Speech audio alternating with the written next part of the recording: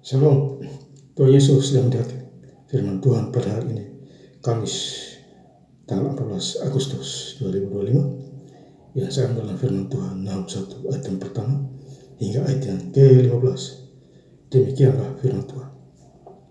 Ucapan ilahi tentang Niniwe, kitab penglihatan Nahum, orang Eskol. Ayat yang ke-15, lihatlah di atas gunung-gunung berjalan orang yang membawa berita, yang mengabarkan berita damai sejahtera. Rayakanlah hari rayamu, wahai Yehuda, bayarlah nasar, sebab tidak akan datang lagi orang bersila menyerang engkau. Ia telah dilenyapkan sama sekali. Demikianlah firman Tuhan. Bapak Ibu, saudara-saudara sekalian saya cinta dalam Tuhan Kristus ya. Firman Tuhan menjumpai kita semua, khususnya hari ini, Kamis tanggal 14 Agustus 2005, di Nahum 1 ayat yang pertama. Ucapan ilahi tentang ini kita penglihatan Nahum orang Eskol. Jadi Nahum ini dipakai Tuhan. Penglihatan-penglihatannya, ya, untuk memberitahukan orang-orang di sana, ya, supaya mereka berbalik kepada Tuhan, ya, supaya Allah tidak murka kepada mereka. Ya. Ayat kedua, Tuhan itu Allah yang cemburu dan pembalas. Jadi Tuhan itu adalah Allah yang cemburu dan pembalas, dan penuh kehangatan. Amarahnya, Tuhan itu pembalas kepada para lawannya dan penendam kepada para musuhnya. Jadi Tuhan itu adalah penendam para lawannya, pembalas kepada lawan-lawan. Ya. Jadi intinya kalau kita jauh daripada Tuhan, kita akan dihukum oleh Tuhan setimpal dengan perbuatan kita masing-masing. Ya. Ayat ketiga, Tuhan itu panjang sabar dan besar kuasa, tetapi ia tidak sekali-sekali membebaskan dari hukuman orang yang bersalah, yang berjalan dalam puting beliung, dan badai dan awan adalah debu kakinya. Jadi Tuhan juga adalah panjang sabar terhadap kita. Ya. Tetapi Tuhan kasih kita kesempatan lagi untuk berpikir ulang, sadar atau tidak. Ya. Jadi Tuhan itu adalah panjang sabar. Ya. Tetapi ia tidak sekali-sekali membebaskan hukuman dari orang yang bersalah. Tapi orang yang bersalah juga ya, akan dihukum. Ya. Jadi kesabaran ya, ada batasnya. Ya, lewat dari sabar itu ya ada penghukuman langsung dari Tuhan.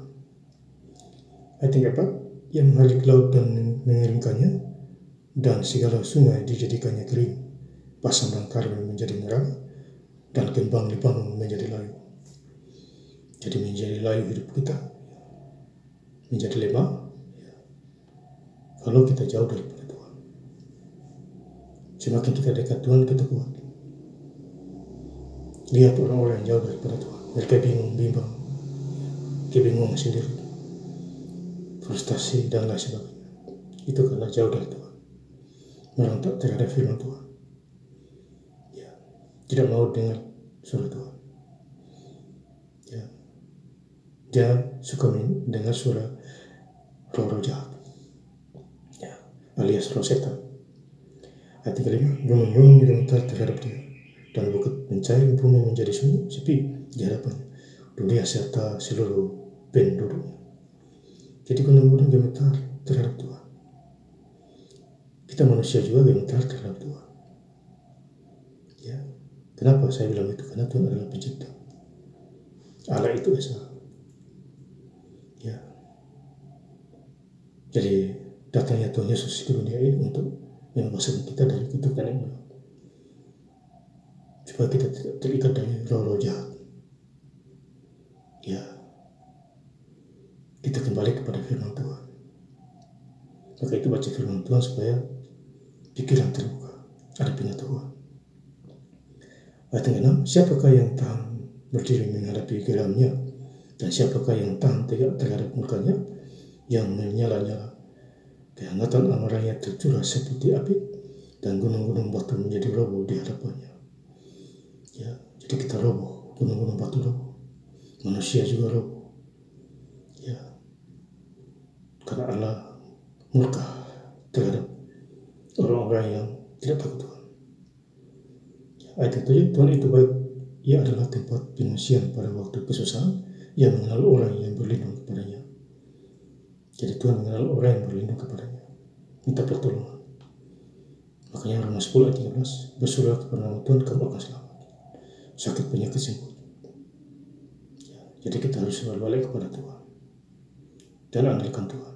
Ayat 8, ia menyeberangkan mereka pada waktu banjir, ia menghabisi sama sekali orang yang bangkit melawan dia, dan musuhnya dihalaunya ke dalam gelap.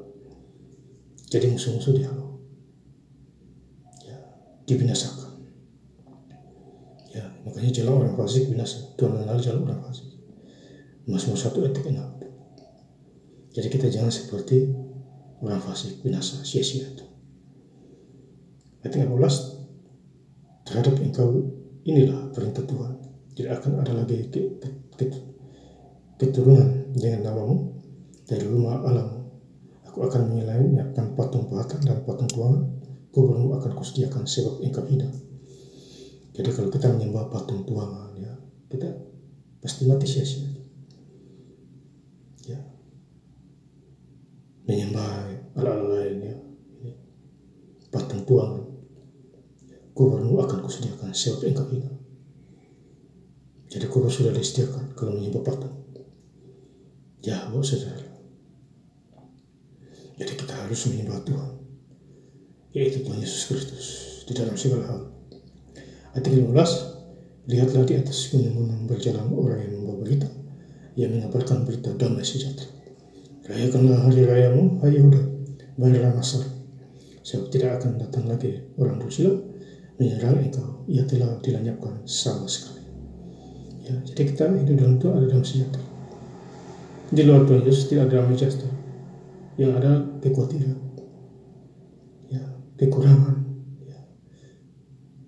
Itu. Jadi kalau kita hidup di dalam Tuhan, kita bahagia, sukses, miskin jadi kaya, sakit penyakit sembuh. Kayak ada orang sakit, lihat mesej ya, kasih ayat firman Tuhan. Nanti Tuhanlah yang berperang untuk menyembuhkannya. Intinya kita percaya kepada Tuhan. Mujizat pasti terjadi. Dan saya ingin lebih lengkap lagi baca firman Tuhan pada hari ini, Kamis tanggal 14 Agustus 2025, di Nahum 1 ayat yang pertama hingga ayat yang 15, ucapan ilahi tentang Niniwe, kita penglihatan Nahum orang Eskos. Ayat 15, lihatlah di atas gunung-gunung berjalan orang yang membawa berita, yang mengabarkan berita damai sejahtera. Rayakanlah hari rayamu, hai Yehuda, bayarlah nasarmu, sebab tidak akan datang lagi orang dursila menyerang engkau, ia telah dilenyapkan sama sekali. Terima kasih. Tuhan Yesus Kristus memberkati. Haleluya. Amin.